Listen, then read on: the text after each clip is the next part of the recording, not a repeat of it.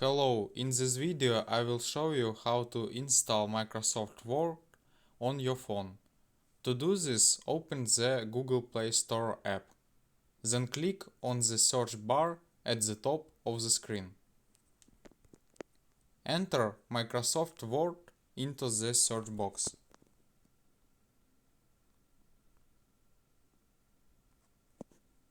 Okay.